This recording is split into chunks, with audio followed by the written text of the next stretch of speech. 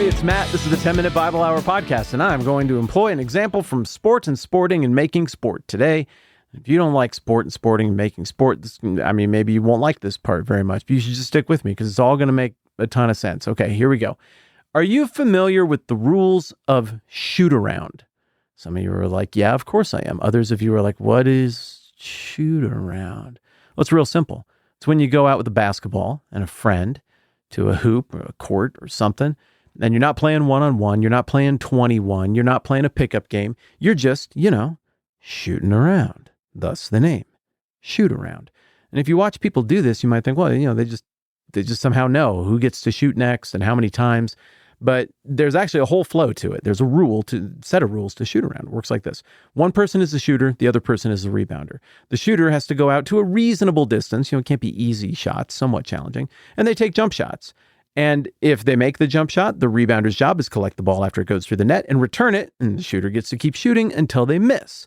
After the shooter misses, the rebounder collects the ball and feeds one last pass to the shooter, who drives in and takes a layup. So you're practicing layups. And now they have switched positions. The one who was shooting but missed is now the rebounder, and the one who's rebounding is now the shooter. And you just keep doing this forever. It's really fun, but you don't break the rhythm. However, there are a couple little bonus rules that go along with this. Number one is if you shoot a jump shot, but it comes right back to you, that it's still your ball. You get to shoot as much as you want. The other person has to collect the rebound in order for it to switch. And rule number two, this is very relevant to our conversation today, is that if you're gonna use the backboard, you got to call it in advance. That has to be done with forethought and intentionality. Everybody has to know that that's what you meant to do, and you did it with clear mind and sound judgment. And do you know what the word is that you have to call if you're going to do that? Do you know what it is? I bet you know what it is. It's bank. You got to call bank because it's a bank shot, you see? And so the rule goes that if you take a shot and you accidentally bank it in, even if it goes in, that's hot garbage. It's the same as missing. You got to switch sides, take your layup, and now you're the rebounder. Those are the rules.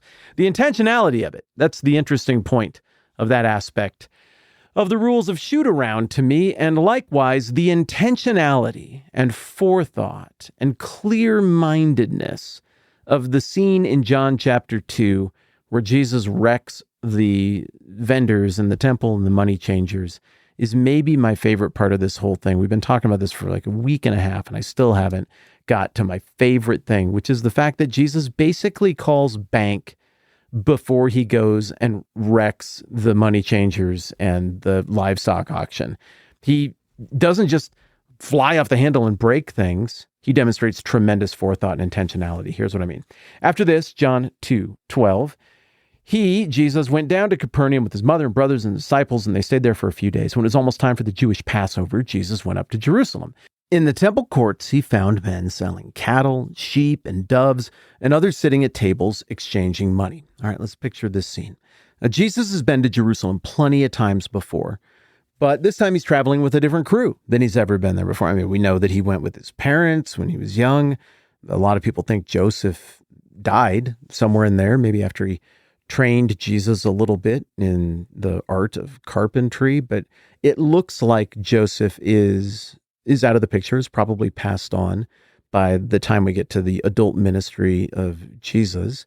So that means that in the interim, he's probably made this trip several times with his mom, his brothers, maybe another big caravan down from Nazareth.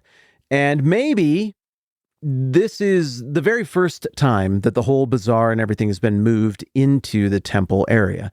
I mentioned a historical rumor yesterday, I think, that some people think that it was a relatively recent thing that Caiaphas had made this move. Maybe it was brand new as Jesus is walking in here for the first time. Maybe, as I've been speculating as we've been talking about this, it's just sort of been frog in the boiling pot. There's been a little more of this activity going on in the temple, in the court of the Gentiles, every year. Either way, picture this scene with me. Jesus makes this long trip. He's been traveling hard for a long time. I mean, weeks of just pounding pavement. He's picked up some disciples along the way. This is the first time he would have been here with his disciples ever. We have at least 5 of them with him now. Maybe he's picked up a few more in the meantime.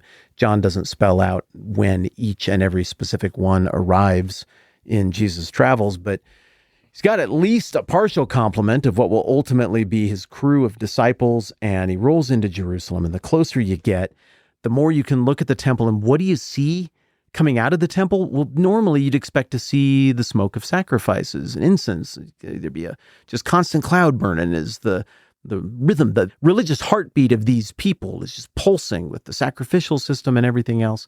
But instead, you walk up this time and from a long way off, it's like when you're out in the country on a dirt road and there's nobody around forever, but you can tell where somebody's driving hard with a truck just because there's this plume of dust getting kicked up a couple county roads over. It's like that. All these animals kicking up dust and muck and dirt and everything else. And instead of seeing the aroma of the sacrifices rising up to the heavens, Jesus and the disciples can see from miles and miles and miles away that there's just a bunch of dust and crap getting kicked up, and this cloud of ick is coming right from the temple. Ugh.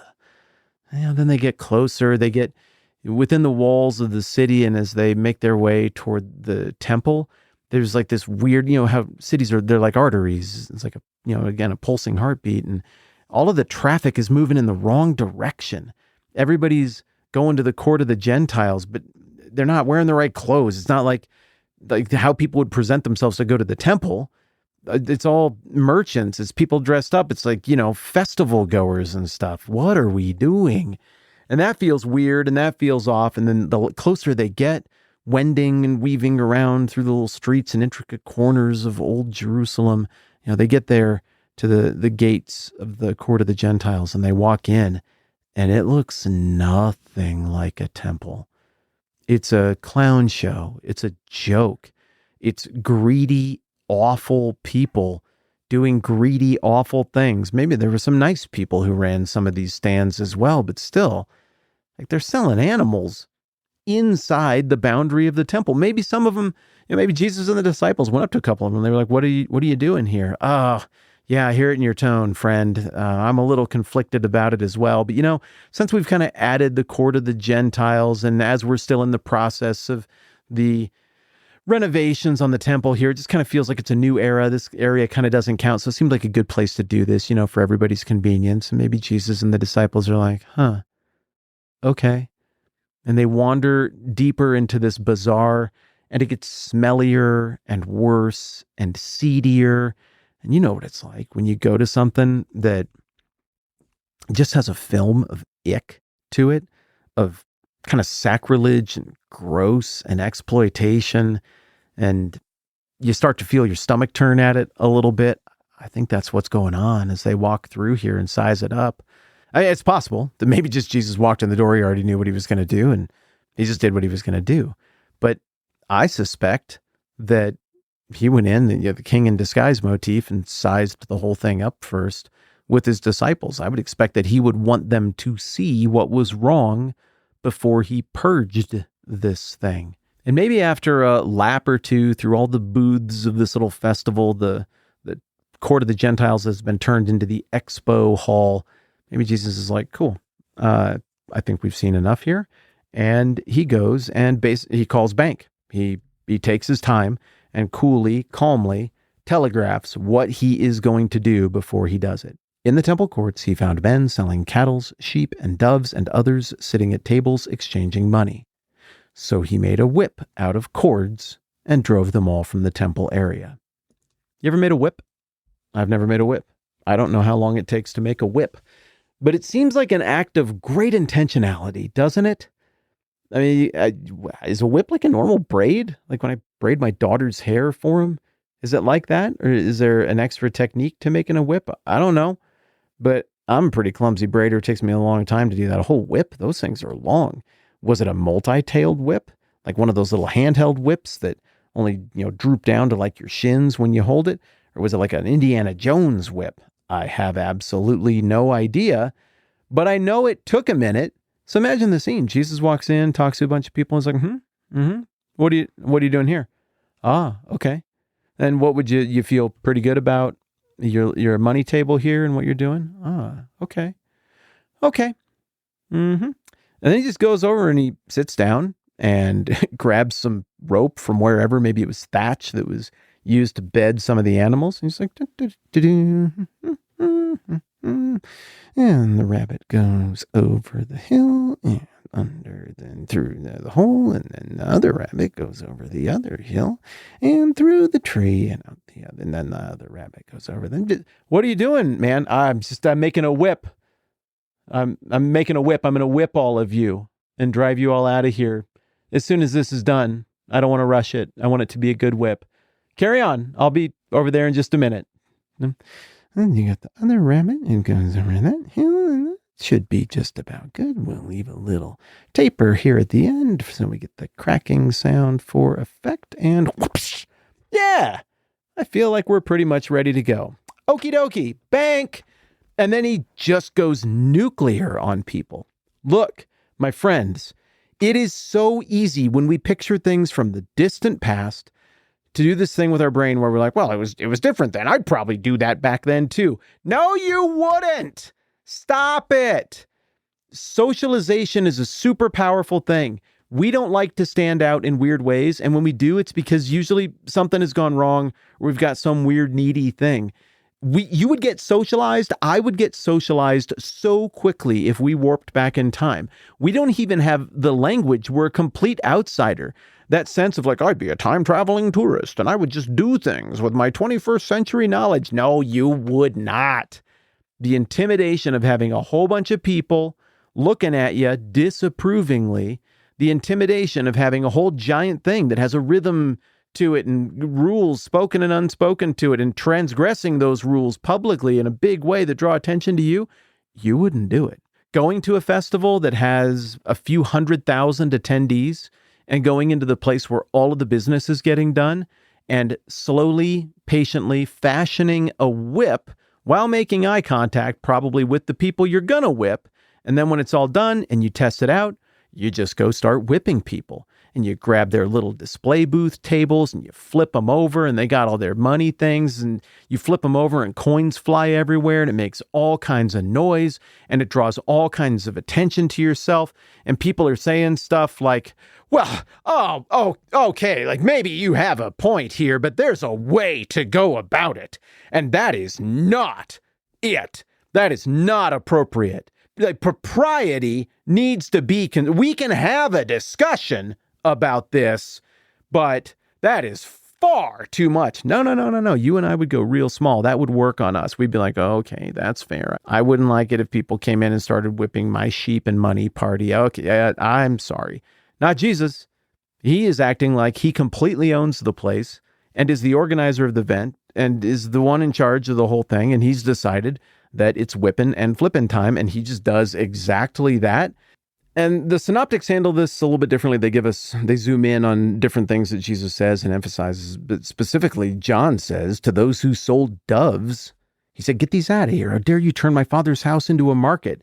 Jesus probably said a lot of things to a lot of people, but John would seem to be highlighting Jesus' specific irritation with those who were exploiting the poor. The whole point of the doves is that poor people could do this in lieu of sacrificing larger livestock. It's an allowance by God to allow the poor and the marginalized to fully participate in the sacrificial system and rhythm of the Jewish people and of the calendar. It's not too hard to read between the lines here and say, okay, those who were selling doves, who would they be interacting with? The poor people, the simple people. And Jesus looks at them and specifically singles them out. I see what you are doing. You get out of here. So what an incredible scene this is. One guy runs them all off. He just nukes this entire festival, this entire economy. And what would you expect to happen next? I mean, picture yourself in this kind of environment. Let's say you decide to just go and do this at a festival, at the expo center, whatever. I mean, you're getting arrested, right? The cops are going to show up if you're like, no, put down the whip, man. No, I'm never going to put, I mean, you're going to get tased. Then you're going to spend at least a night in jail. Maybe you make bond the next day, but you're probably going to get convicted of something here. Well, Jesus doesn't. Nobody arrests him. But the people who were in a position to do some arresting, they do have questions of him. And that's where we get into the next phase of this moment. The dust has not yet, literally the dust has not yet settled. People are shrieking and screaming. There's chaos all over the place, money laying all over the ground. I assume people are making like little aprons out of their shirts and stuff and just chucking coins in there. This is chaos. But the brute squad doesn't show up. Jesus doesn't get arrested. Instead, it looks like there's immediately a little tete-a-tete between Jesus and the religious leaders, and we'll get into what that looked like next time around. Jesus called bank. He meant to do it. Anybody who would be like, I don't like the claws. I don't like the dangerous side of Jesus. I don't like this angry side of Jesus. So I'm going to try and find a way to make this passage make him seem nicer. Like he just got worked up. It's a fit of passion. No, it was not. He called bank. He took time to make a whip. He knew exactly what he was doing. This was calculated and controlled, and he was sending a message. And next time around, we'll think more about what that message is. All right, that's good for now. I'm Matt. This is the 10-Minute Bible Hour Podcast. Let's do this again soon.